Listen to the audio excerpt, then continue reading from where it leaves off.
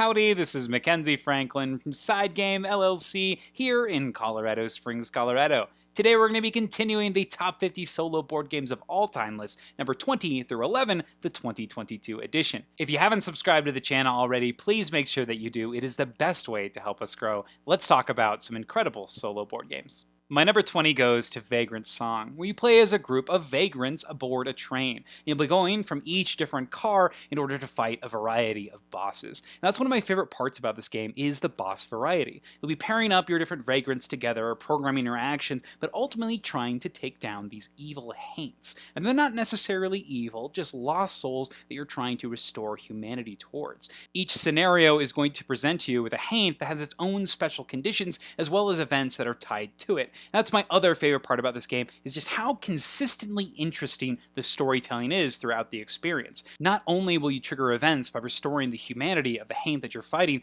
but also whenever the round progresses, you may trigger events or by interacting with different spaces on the board, which encourages exploration. And the last really cool way that the events will trigger is through the bindle. The bindle is a bag that has all of these tokens that you'll be searching through in order to gain items to help you fight, but it's also what the enemy uses to do their actions and fight.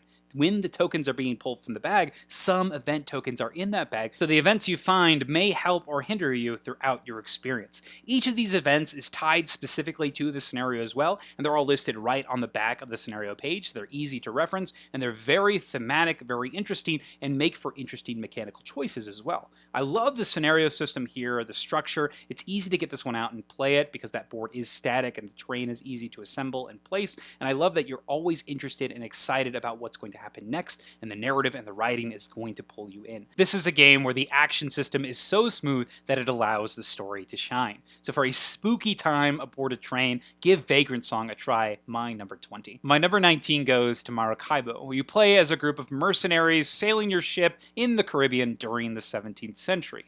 You'll interact with all of the different townsfolk, the villages, the cities, as well as the colonial powers that are present at the time. You'll assemble your crew, build out your ship, get a bunch of upgrades as the game progresses, and develop an engine in the form of these unique ability cards. My favorite parts about the game are those engine building pieces, where you're going to be drawing cards consistently and playing them out in front of you to gain a variety of abilities whenever you visit different locations or participate in different aspects of the game. And this game is very broad in what it can do, so a lot of these effects can be very unique and interesting and allow you to chase down certain paths from turn one. You're going to be consistently drawing new cards, and you have a reservation system, so you can put them to the side and use the rest of your multi-use cards to interact with the different spaces on the board. I love that there's a face-up market that you can draw from as well for an extra fee, so you can either risk it and pull from the top of the deck or get something you really need by paying that extra premium. The solo mode of the game has you playing against an AI player, where you're going to be flipping cards from an action deck and moving their piece around. They're going to also be getting ship upgrades by removing things from their board, which is going to get them points at the end of the game, but it's also going to pose a challenge to you where you'll need to juggle various win conditions in the major aspects of the game,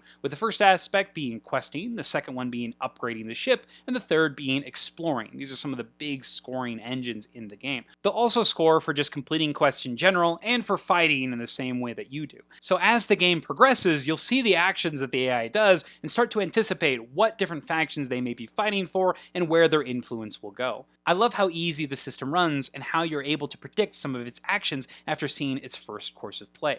In addition to this, you're also going to be playing with a persistent narrative in the world of Maracaibo, and when you play the solo mode, you're able to explore it as much as you see fit. You're never having to wait for someone to see what else Maracaibo has to offer, and I just love the way that this game transcends and becomes something more the more and more you play it. Maracaibo has introduced a new solo mode in its most recent Uprising expansion, and I have not played it yet. I've just played the multiplayer version of the new Maracaibo expansion, but I'm very excited to try the Uprising expansion, and maybe it'll push it even higher on this list because I do think that this Gene solo mode is wonderful, and I'm excited to play more Maracaibo all the time. So that's Maracaibo, my number 19. My number 18 goes to Imperial Settlers Empires of the North, where you play as an asymmetric faction, and you'll be taking your boats, sailing out, conquering different things, and playing cards into your own personal empire.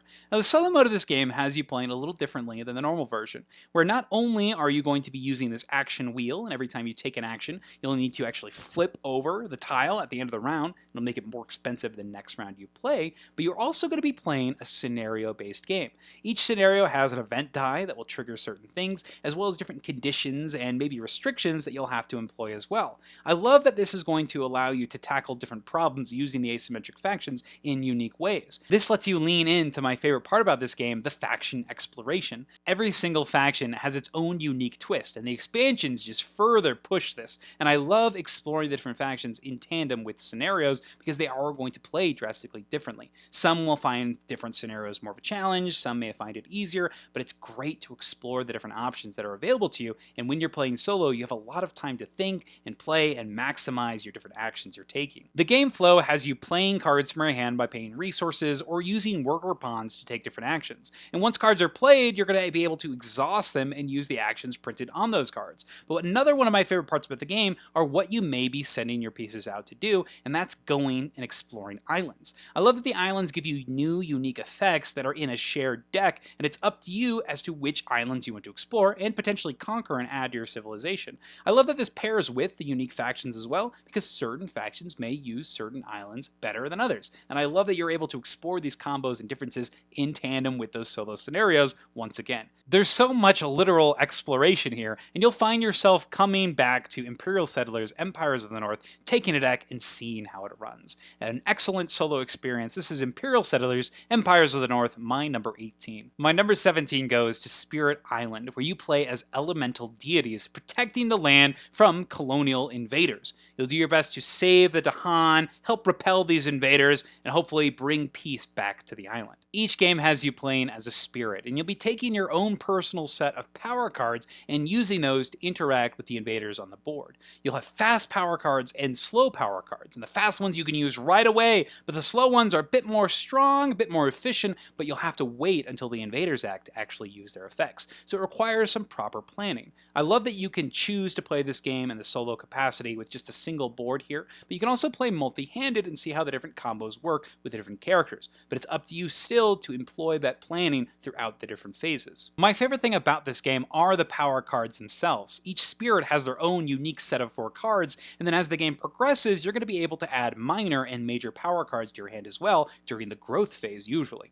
During the growth phase, you get to pick either to put presence on the board, which may increase the amount of energy you get or the amount of cards you get to play, or you can add new power cards to your hand. The minor ones are a bit weaker, they cost less, and when you get one, you get to look at 4, add one to your hand, but then if you pick a major power card, these are much stronger, cost a bit more, but you get to look at 4, add one to your hand, but you must forget a card. So you're able to not only combo build with your hand, maybe matching different symbols, or seeing what synergizes well with your spirit, or you can pick something a bit more reactionary and use it right away and see how it fits into your game plan. I love this combo building, the major and minor powers, figuring out what fast things and what slow things you need to use and how they work well in tandem with your spirit. Spirit Island's asymmetry and the power cards, the effects of the characters, their innate abilities, and how they interact with the different scenarios and adversaries allows Spirit Island to be a game that you not only customize before you play, but also during the actual game itself. I love Spirit Island. This is my number 17. My number 16 goes to Terraforming Mars Ares Expedition, the card-based engine building game that uses phase selection as well as pushes you towards terraforming the entirety of Mars. In particular, the solo mode has the win condition being you must terraform Mars at the end of 25 turns. The way this is tracked is through the use of this action deck. The main feature of Ares Expedition is you're going to be using phase cards to select the different actions, the different phases that you'll participate in each round.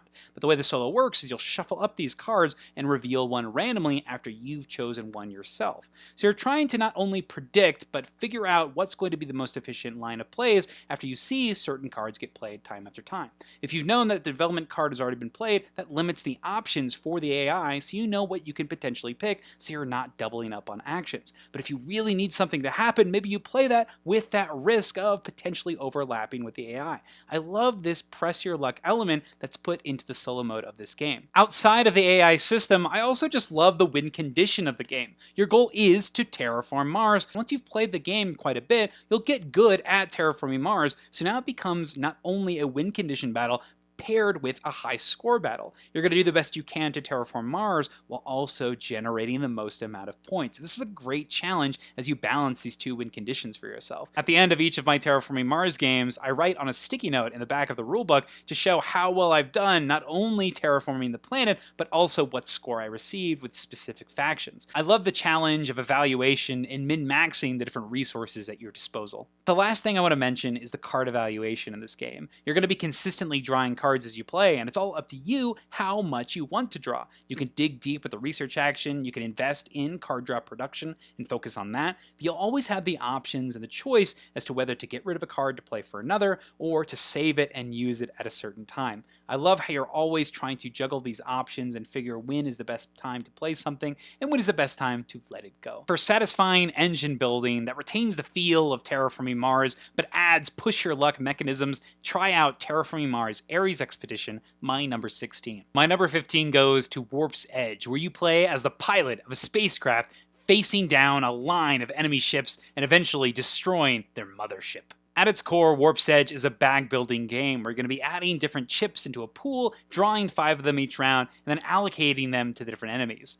My favorite parts about this game are actually the loadouts of these chips. Every time you play, you'll choose a ship that has some effect, ability, different stats, and they have their own unique power loadouts. You'll make up these different tokens that spell power, and each of those letters will represent a different effect, which means that the different payouts from the enemies you take out, as well as what you're going to be spending your currency on, will change. I love this different flair and choice as to which fighter you're going to take, and then which different upgrade path you'll take with that specific fighter. In tandem with that, you have a lot of variation when it comes to the bosses that you pick. Each boss has its own unique layout of enemies and difficulty scaling, and also interacts with you in a variety of ways. For example, you have the Duo here, which is 2 separate bosses with different ways that you'll need to defeat them. So you'll need to juggle the different types of attacks that you'll be putting into your own pool while also managing its restrictions. You have one that prevents lasers and one that prevents dodge, so hopefully you're able to time it right and defeat them both. With consistent power-ups and a variety of abilities to choose from, Warp's Edge is going to be a game that you're going to want to get into the pilot seat for.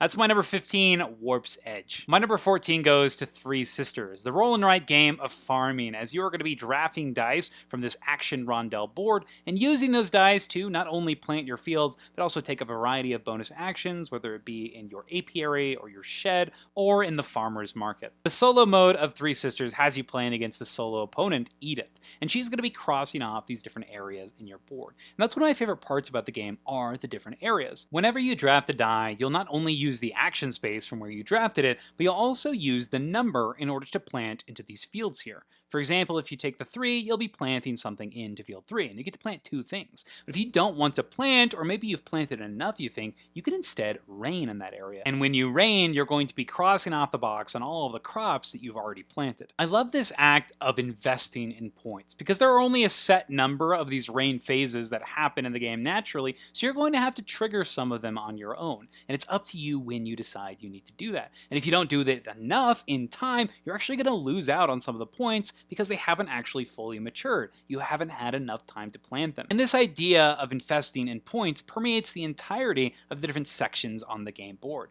For example, these perennials here, if you get all the way to the top of a perennial action, you're rewarded with a hefty amount of points. But are you going to stretch yourself thin and try to do a lot of different things, or focus on just a few to ensure you get those points? It's up to you to determine how much of that tightrope you can actually walk. The apiary, fruit, and shed area are like this as well, but offer a variety of other different abilities that you can explore. I love how open Three Sisters is with exploring the different sections, the different areas, and how you're given that time to do so, while also preventing the opponent in the form of Edith from blocking you from finishing specific criteria. Edith does a good job of keeping you on your toes because she's going to be crossing off the different sections on your board going backwards, so she's going to get rid of those really juicy rewards at the end of these different tracks. And I think that's important because it's giving you something that you need to work against, but also something you need to plan for. Are you planning on Edith taking a lot of a specific action? So maybe you ignore that one this game, or maybe you try to take dice so that you're forcing Edith to get rid of something that maybe you weren't even planning on using. I love the choice here when it comes to the dice you're drafting and how you can telegraph what Edith is going to be preventing you from doing yourself. For a combo-filled farming experience with tons of customization and an intriguing AI system, Three Sisters is one I recommend, my number 14. Continuing on the Roll and Write train, we have Railroad Inc. Challenge Lush Green Edition. And it could be any of the Challenge Editions, but I do want to recommend the Challenge Edition specifically because it has something that the original was missing in the form of goal cards. Railroad Inc. has you throwing a set of dice and then drawing those dice faces onto a dry erase board in front of you. You're going to be trying to connect a variety of exits, filling up the center of your board, and also trying to make the longest railroad and highway while making sure that you don't have a lot of exits uncovered. But the Challenge Edition specifically adds goal cards, which are going to push you into a lot of risky situations as you try to achieve these before the AI makes them so that they're worth less points. These are goals that are worth taking. These can be up to 12 points, and they're just tiny little objectives that you'll need to complete here and there, with some having you crossing off specific parts on your board, some having you complete different shapes or groupings of blocks on your board, or just generally putting you in a position you may not be comfortable in. And that's one of my favorite parts about this expansion. When you play with the challenge cards, you're going to be chasing after those goals, and you may find yourself with lots of different disconnected routes, and that's going to push you throughout the course of the game to find ways to make those connections possible. By the time the game ends, you're going to find yourself with a varied board that you may have never anticipated and see connections that you may not have even thought possible. I love this experience and seeing how these different paths interact and connect, and seeing how you were able to mitigate this potential disaster in an extremely satisfying way. In addition, you're also going to be able to throw in a lot of different expansions, whether it be different starting setups or special dice that you can include that are going to vary the way that the game progresses. These can come in the form of the tentacles from the Cthulhu expansion, probably one of my favorite ones, and those are going to actually block the different portions of your board, but give you scoring opportunities for the number of tracks or highways that they cross over. I love the creativity in these expansions, and some are definitely better than others. I'd recommend you check out Tia over at Takaijo's channel for a rating of all these expansions, and I think Shut Up and Sit Down do an awesome job of rating these expansions as well. There's a lot of content to explore here, and if you like the roll and write genre and the variety and creativity that comes with connections of these tracks, Railroad Inc. is one that you need to give a try. That's my number 13, Railroad Inc. Challenge. If you thought we were done with roll and write games, you'd be wrong. Number 12 goes to Fleet the Dice Game, where you play as the captain of a fleet of fishing ships. At the start of the fishing and town phases, you'll roll dice and draft them to take different actions on your board. You have a variety of tracks that you'll get to invest in and get a lot of varied abilities and bonuses, which is interrupted by a fishing phase where you're not only going to be catching a variety of fish, but scoring points along the way and triggering all of these different effects and abilities that you've accumulated. My favorite parts about this game are the licenses, powers, and abilities that you have access to, as well as the combo-driven nature of the entire experience. The game is divided into two halves, with each half providing its own different set of symbols and icons that you'll use, as well as different powers and abilities. In the boat phase, you'll be taking these fish dives, and that'll let you climb up their respective tracks, which give you new boats that you'll be using to actually catch fish, which are victory points in the game, or you can use them to get powers and abilities. And the earlier you do so, the more that you can benefit from them. In tandem with the town phase, you're able to get a variety of powers and abilities that work well together. In addition, there's a small expansion that provides even more of these buildings that you can choose from. These powers and abilities will consistently reward you, pushing you up the various tracks in the game and giving you a variety of bonus actions. And I love the bonus actions in this game because you can use them anywhere in any section. Similarly to Three Sisters, the solo mode of the game is going to have you crossing off the highest points at different tracks. So it's going to be up to you as to how you're mitigating the AI from potentially stopping you and how you are going to progress up those tracks yourselves. I think the theming of the game is surprisingly on point, and it's so satisfying to be continuously showered in bonus actions, income, coins, and victory points. So that's Fleet the Dice Game, my number 12. And the last game on this list is my number 11, Etherfields, a dream crawling game where you'll be taking a character and using an action deck of cards to move around the board and interact with different dream scenarios. The game is split up into two different parts. You have this slumber phase where you'll be moving around a mini-map and interacting with small mini encounters. You'll do this to prepare for these large dream missions. After you complete the slumber phases, you'll move on to the dreams themselves, and this is going to have you taking a small set of cards and putting them onto the board. board to create a mini map, as well as some objectives that you'll be fighting, and potential items or secrets that you may uncover, and even enemies that may be blocking your path. Now, I love that these dreams are self-contained. You're going to take out that small pack of cards, and that is it. You don't need to file away and find something in a large stack of cards. It's there. That's the experience. There are some cards that even allow you to peek or look at some of those smaller cards. I really like this idea and this system to try to get a hint or a sneak peek as to what you're trying to uncover in this experience. In addition, the scenarios themselves are very creative and very much attuned to the dream that they're trying to represent. You'll have these cards that you're moving around, modifying. Each dream is thematically rich with the different items that you'll be uncovering and the different characters that you'll meet along the way. I'm not going to get into any spoilers, but each dream is thematically interesting and is going to want to make you explore more. Aside from the dreams themselves, my favorite part about this game is the way that you'll be building your deck throughout it. This is a deck building game where you have a basic deck of cards, you'll shuffle it up, and as you play, you'll be able to spend your experience points to add new cards to it. In addition, you may receive different cards as rewards from the different dreams that you play, and I love this carryover. The cards are going to continuously show up, and you'll remember that time that you earned it. Oh, I remember that I got this from that, or oh, I know exactly when this was useful. I cannot wait to see how it plays in future scenarios. And you may find some unlikely pairings or unlikely cards that might have really clutch moments, and I love that experience. And this can also translate into item cards. You'll have a set of items that are available for you to use from different mission to mission that are in a public area, and I love that you never have to reach into your deck to find them, and they're always on dock there for you to use in case the situation arises. You have some great choices here, some great carryover, and the art of the dreams is also going to spill over into different cards as well. Since this is a deck building game, you'll get to craft your deck throughout not just the scenario itself, but the entire experience of the campaign. I love that you're not only going to be able to choose which cards go into your deck, but how you're going to cull and manage your deck, which is your life force. Every time you run out of cards, you'll have to take damage to reshuffle your deck, or you'll have to get rid of some cards permanently in this banish zone.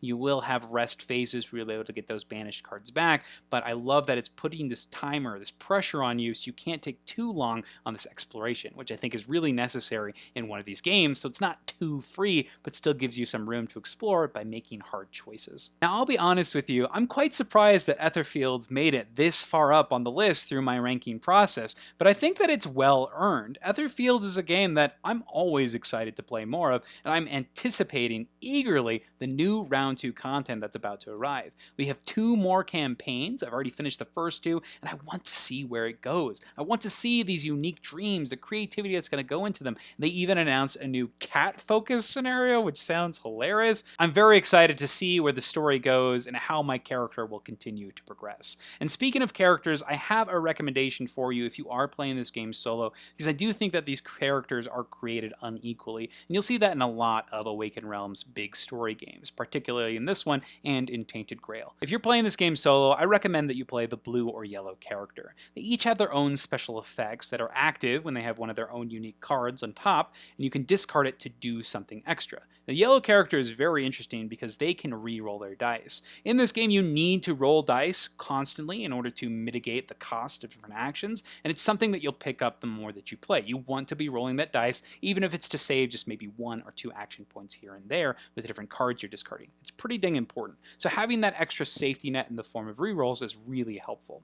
And the other character that I recommend, the one that I'm playing with right now, is the blue character, and this character has a way that they can bank this resources and then use them for super powerful turns. I love this system because it gives you the ability to take large turns when you need to in order to complete certain scenario objectives or challenges. So I think there's a lot of freedom in the blue character, and I do recommend that one. She's my favorite out of all 6 characters you can play as. That being said, if you want to experiment with the characters, there's a great way that you can interchange the decks and try them out, so I do recommend that you just explore the different playstyles, but if you're just trying to get into it and trying to get some leveling up going on, I do recommend that you play the yellow or blue character. For a compelling thematic campaign experience that's going to give you dream after dream that you're going to want to explore, I recommend Etherfields, my number 11. And that's the list. Those are my 20 to 11 of my top 50 solo board games of all time, the 2022 edition. What did you think of this section of the list? Were there any surprises for you? I know there were a couple for me, so I'm curious to hear what you think. Anything that needs to be a bit further on the list, needed to be off the list, further back? I'd love to hear just your thoughts in general about these games. But thank you so much for watching. SideGame Strong.